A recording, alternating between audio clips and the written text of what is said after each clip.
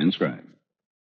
CBS Radio, a division of the Columbia Broadcasting System, and its 217 affiliated stations, presents the CBS Radio Workshop, radio's distinguished series dedicated to man's imagination, the theater of the mind.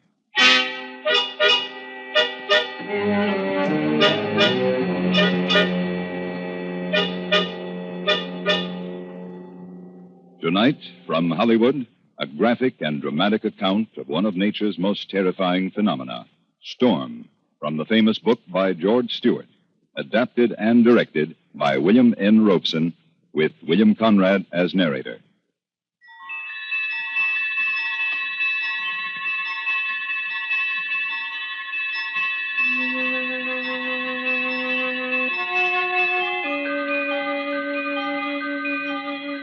Steadily, the great sphere of the earth spun upon its axis and moved in its unvarying course around the sun. From far-off Venus, a watcher of the skies, if such a one can be imagined to exist, viewed it as a more brilliant planet than any to be seen by us Earthmen. It gave no sign that storms or men disturbed its tranquil round. Bright against the black of midnight, or yellow in the dawn, the earth hung in the sky, unflickering and serene. San Francisco Weather Bureau. Fair tonight and Wednesday, no change in temperature, moderate northwest winds. You're welcome. The same forecast, day after day, week after week. The junior meteorologists wanted to yell blizzards, thunder, lightning, and hurricanes. But as long as that high-pressure area hung off the coast, it'd be the same. Fair tonight and tomorrow, no change in temperature. This wasn't weather, it was a bore, and nothing on this morning's weather map could change it. Oh, there were storms, plenty of them, but always somewhere else. Sylvia, an old friend, was now over Boston, dumping a heavy fall of snow before she swept on across the Atlantic. Felicia, poor thing, wasn't doing too well. By all indications, she would die in the fastnesses of the Northwest Territory. But Cornelia, the junior meteorologist, was proud of Cornelia. A big, full-bodied dowager of a storm, 400 miles at sea, southeast of Dutch Harbor. He'd known all of them since birth, days ago in the far western reaches of the Pacific. And it was his private pleasure to give them names. His eyes swept across the map down the arc of the Aleutians and the islands of Japan. And then he saw something he hadn't noticed before. A ship halfway between the weather stations of Haridoyashima and Titijima had reported a barometric pressure of 10-11. Yet by its position, it should have been 10-12. The temperatures of the ship and the weather station showed too wide a divergence. The wind forces and the directions were at variance.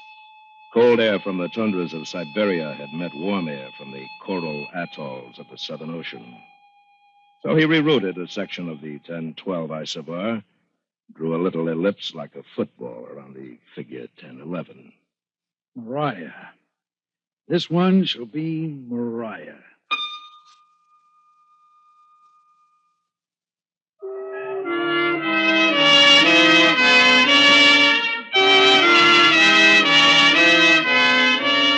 A proud city, San Francisco, set upon hills, pearl gray in the winter sun, swept clean of smoke and dust by the steady wind from the sea.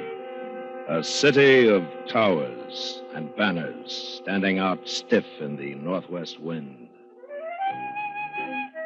In the streets of the city, women clutched at their skirts and men at their hats in the invigorating sun-filled breeze. And they greeted each other with sparkling smiles. Great weather we're having. Puts life in a fella. But out in the country, there was a drought in the vast Central Valley. The grain and the grasses curled by drought ceased growing. And the well-to-do cattlemen ordered cottonseed meal at the Fresno mills. And in Tehama County, a not-so-well-to-do cattleman received a polite but firm letter from his bank. And an hour later, in the barn, they found his body hanging.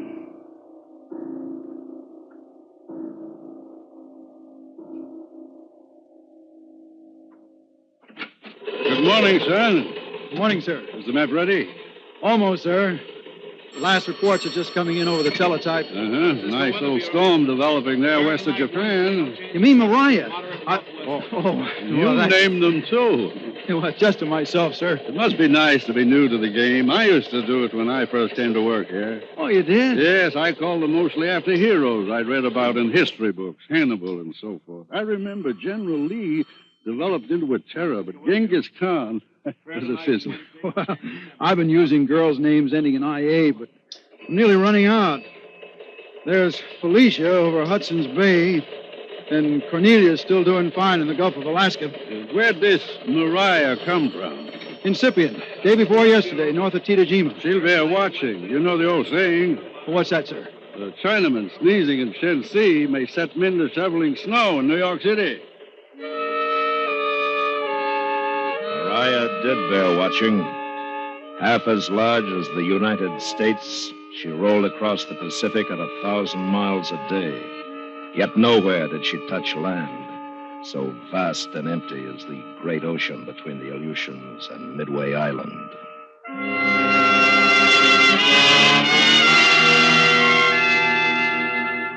All over the top of the world rested unbroken darkness like a cap. Through that polar night, the flow of heat into outer space was like the steady drain of blood from an open wound. As the air thus grew colder and colder, it shrank toward the surface of the earth. Upon every square mile of snow-covered land and frozen sea, the air weighed more heavily with the passing of each sunless hour. Hey, Chief, look at the report from Copper Mine this morning. What about it? 1032. Up 9 millibars from yesterday. And Fort Norman, 1035. That polar air mass is going to break out in Canada. Well, maybe yes, maybe no. Well, there's no place else for it to go. And when it does, Mariah won't follow Cornelia and Felicia and the others into the Gulf of Alaska. She'll keep coming straight for the coast. Chief, it's rain in 48 hours and plenty of it. Well, maybe yes, maybe no. I'm sorry, Chief. I guess I got carried away. That's understandable. You haven't seen as many storms come across this map as I have. No, sir. But don't go throwing around any 48-hour guesses. Storms are hussies, at least in this part of the world. I've known lots of them. Storms, that is. You can't trust them 12 hours out of your sight. San Francisco Weather Bureau. Hello. Let me speak to somebody in authority, please. This is the chief forecaster speaking. This is Brownington Steamship Company. We got a ship in trouble. She just sent out an SOS. The Eureka relayed it to us. What's the weather like out there? Can you give me her position? Not exactly. The Eureka said she was 6 hours away. What ship is it? The Byzantium. In that case, we have it. She made a weather report 2 hours ago. She must have been all right then. Just a minute, let me check. Well, for heaven's sakes, hurry. It's mostly a local crew. They've got wives and families in the Bay Area. We've got to notify them. I understand. Here we are. From the Byzantium reported she had a 9-point wind. That'll be about 50 miles an hour. But it's going to get worse. In an hour, it'll be blowing a whole gale, 60 miles an hour anyway. For another hour, it'll be even worse than that, with gusts up to 70. It's a hurricane, then, a typhoon. Look here, there's no sense in panicking. It's not a hurricane. It's not a typhoon. It's a storm, a very big storm. Make that clear to your people and to the newspapers. The Byzantium will be through the worst of it in the next 2 hours. After that, it'll fall off. But there'll be lots of wind for 12 hours and a heavy sea after that. I see. Well, isn't there anything you can do about it? I'm afraid not. We report the weather. We don't make it. Yes, of course. Thank you. Thanks very much. Well, son. Sir?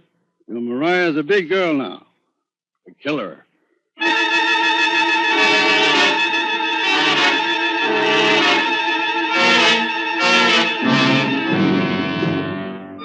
From the Arctic islands and the ice floes of the Beaufort Sea, the polar air swept southward across the plains at 50 miles an hour, across Alberta and Saskatchewan.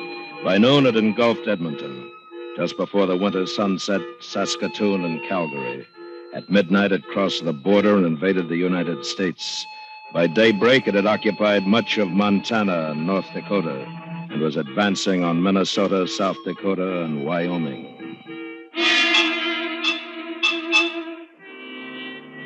But in San Francisco, the proud banners on the tall towers still streamed southeast in the winter sun. Continued fair today. No change in temperature. Got the map filled in, son? Yes, sir. Just finishing. How's it look here this morning? Well, I said yesterday it'd rain inside 48 hours. I say now it'll rain inside of 24 hours. Pretty sure of that, huh? Positive. Let me have a look. Your Mariah's come a long way in 5 days. Yes, sir. Look at that cold front east of the Rockies, right out of Canada. Just as I forecast. Did you forecast this, too? What's that, sir? Part of your cold front slipped west across Alaska, as far south as Seattle. No, sir, I didn't expect that. Care to forecast the possibility of it continuing south? Well, sir, my guess is that Mariah will get here before it does. Son, in this game, you can't afford to guess. There are a lot of factors on this map that argue against rain. There's this cold front. There's the Pacific High, still has been for weeks. There's Mariah, and nothing's going to stop her. Chief. Yes, Chief. Righty. Chronicles on the wire. They want the forecast. Tell them I'll have it for them in 10 minutes. You see, son, it's up to me. If I say that one word, rain, the weather forecast won't be in a box at the bottom of the front page. It'll be in boxcar letters in the headlines. That single word will be the biggest news story in California. Thousands of people will change their plans because of it. Hundreds of businesses and industries will adjust to it. And if it doesn't rain... But it's going to. It has to. Would you like to take the responsibility of guaranteeing it? But, sir... On the other hand, if I forecast fair and it rains, that mistake might mean millions of dollars lost and the illness and the death of more people than a man likes to think about. Yes, sir. Of course, it's possible that the Pacific High will hold, and it's possible that the polar air will get here before Mariah does. But it's not probable. And we must forecast probable, not possible weather. Whitey. Yes, Chief. Get on the phone and order up storm warnings on the coast from Point Lorena to North Head. Yes, sir. You, son, call the Chronicle and tell them we'll have the complete forecast in 5 minutes, but tell them to set the headlines and get ready. It's rain. Rain. The load dispatcher of Power and Light was ready for the electric heaters that would be turned on against the chill, and the lights that would burn later in the morning and earlier in the evening. Somewhere in his maze of high and low voltage wires, his powerhouses and his dams, there would be trouble. But he was ready. Rain. The plant superintendent of the telephone company sent some extra men up along US 40 in case things went bad on the pass. Rain. The general manager of the railroad dispatched the assistant divisional engineer and the chief trainmaster to Immigrant Gap and Norton to take charge of track clearance in the pass. For rain on the coast, rain in the valley, rain in the motherlode meant snow on the pass.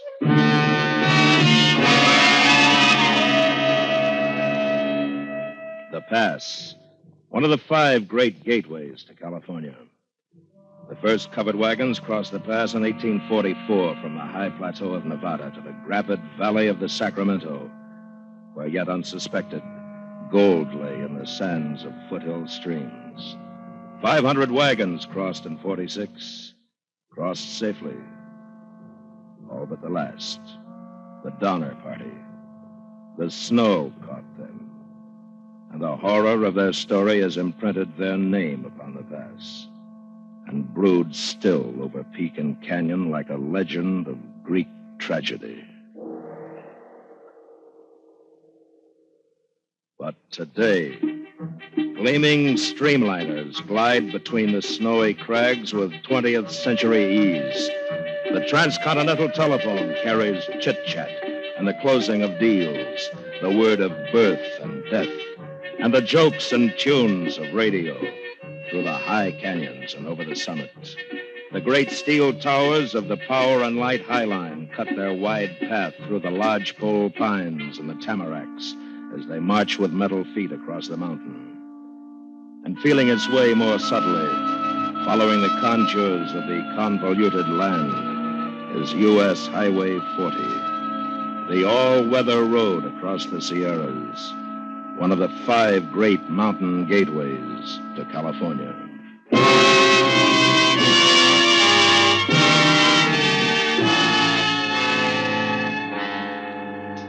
Far out at sea, the crippled freighter Byzantium, her rudder jury-rigged, made for Honolulu in repairs under a sunny sky. She had ridden out the storm, but she had lost her first officer overboard. Maria was indeed a killer, and she announced her coming with a wave of pain. As she moved steadily shoreward, old lumberjack joints grown stiff in the dripping of redwood forests twinged and throbbed. From Cape Disappointment to Point Arguello, overworked mothers winced with headaches. Nerve ends of leg stumps tingled. Old wounds of the Argonne and Guadalcanal ached again. In a moving belt 150 miles before the rain, renewed tortures prevailed in the hurt and maimed limbs of men.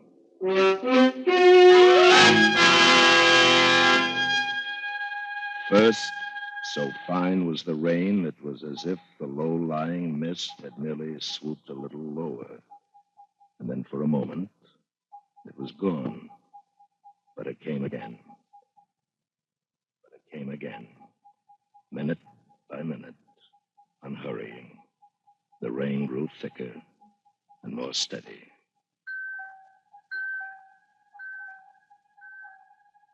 East beyond the Sierras and the Rockies, the river of polar air swept on.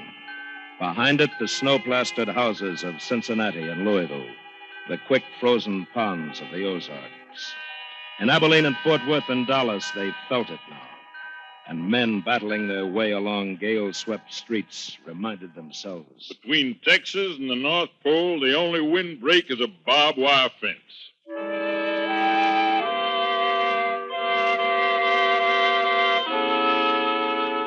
Rain will not harm a high-tension line.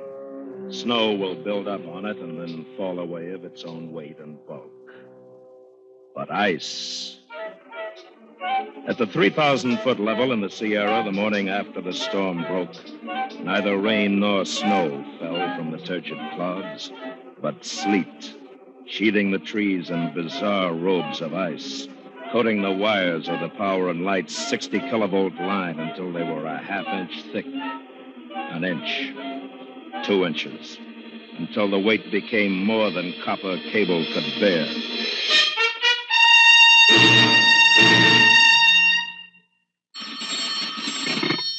San Francisco load dispatcher. This is Ringo, substation operator. The French bar's 60-kilovolt line just went out. Don't say just. When did it go? 9:02. Look, I'm replacing it from Two Rivers and Buckskin Dam. Thank you. The load dispatcher looked at his desk clock and noted with satisfaction that it was a little past 9:03.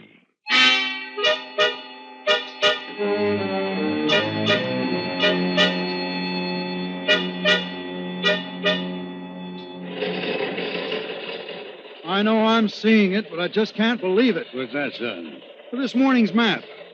It just isn't supposed to look like this. Storms should move from west to east between the high-pressure areas of the pole and the Tropic of Cancer. They do, in the textbooks. But it looks like El Maria's trapped. Well, that's what I mean, sir. Trapped between that polar breakthrough over the plains and the one that came in over Alaska. Why, it could go on raining for days. And very well might.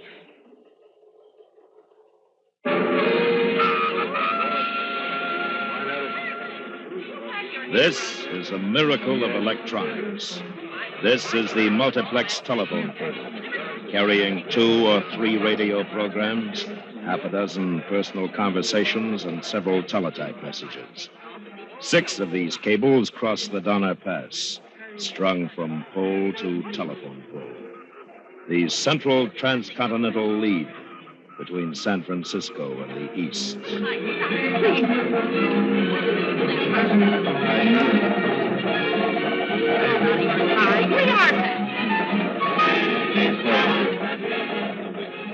1579, the same year Sir Francis Drake landed on the coast of California, a cedar sapling sprouted on the lip of a ravine far up in the Sierra Nevada.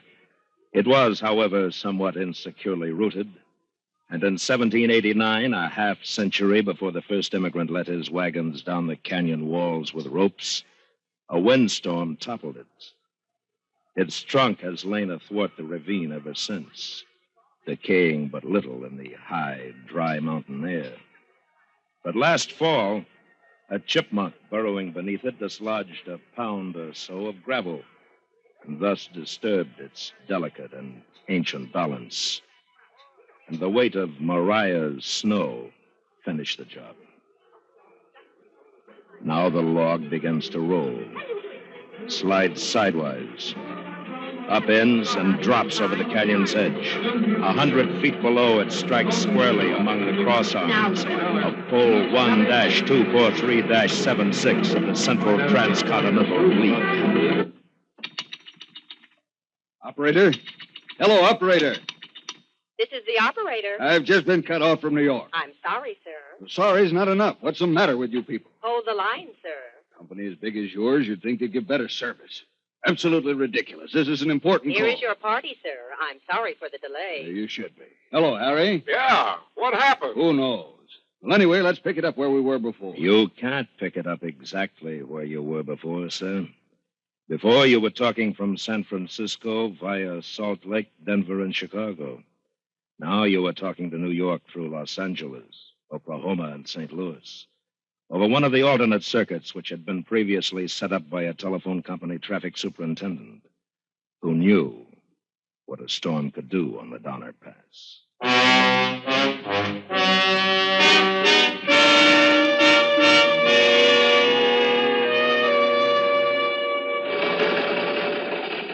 You were right, Chief.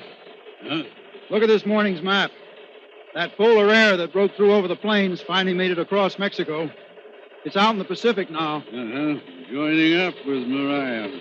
That'll be the death of her. But she'll give us trouble tonight. How's that? That old polar air mass is only a few hundred miles wide, but she's cold and dry below and warm and moist on top. When she hits Mariah, she'll blow her into bits. Cloudburst, hail and snow, thunder, lightning, and damnation. Tonight'll be the night.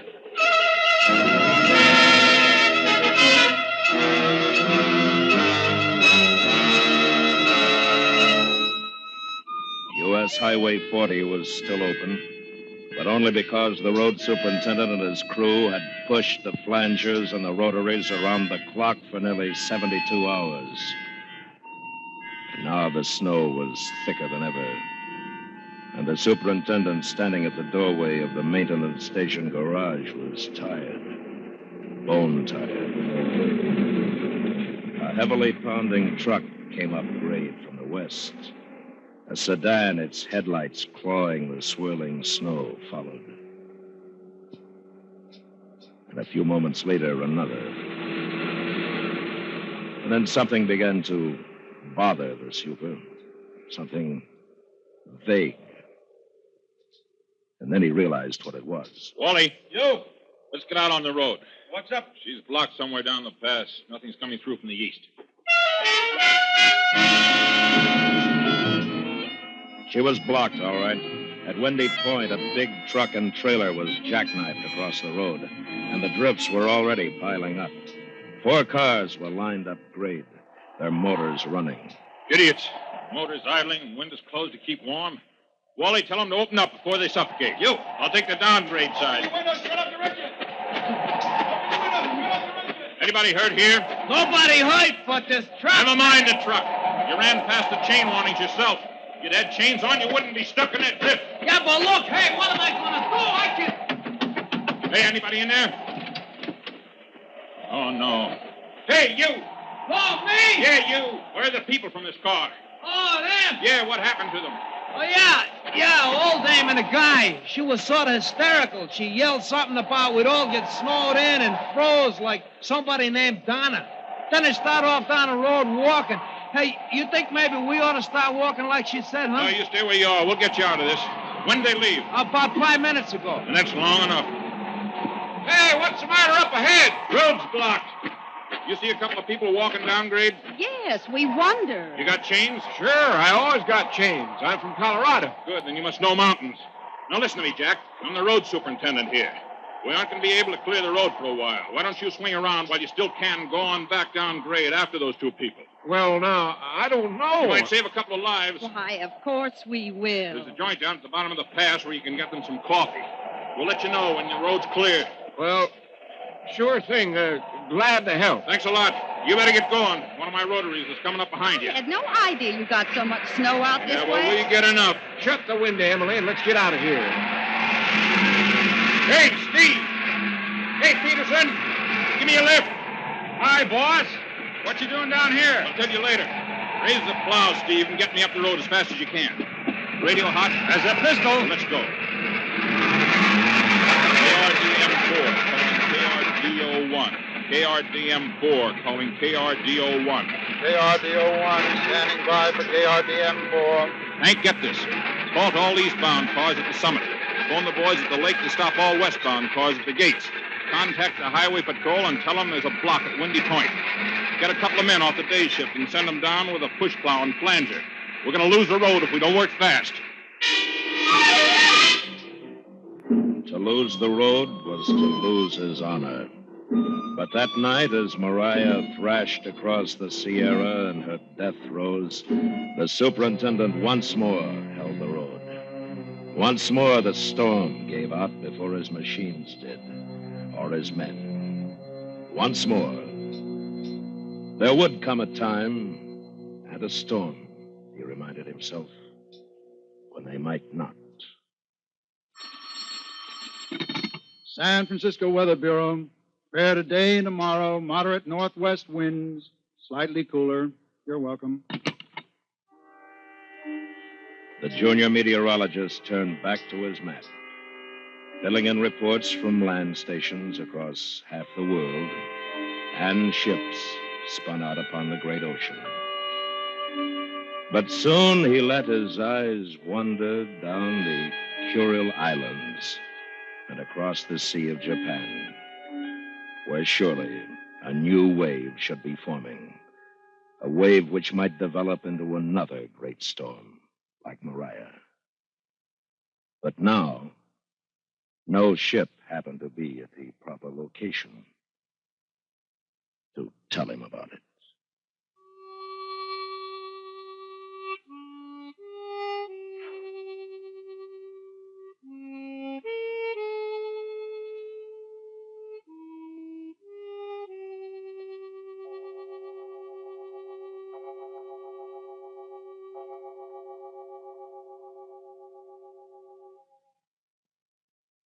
Tonight, the CBS Radio Workshop has presented Storm by George Stewart, adapted and directed by William N. Robeson, with William Conrad as narrator. Featured in the cast were Helene Burke, Chet Stratton, Herb Butterfield, Byron Kane, Harry Bartell, Tony Barrett, Barney Phillips, Frank Gerstle, and Jack Crucian. Sound patterns by Ray Kemper and Bill James. Original music for tonight's program was composed and conducted by Jerry Goldsmith. The workshop is produced by William Frug. Transcribed.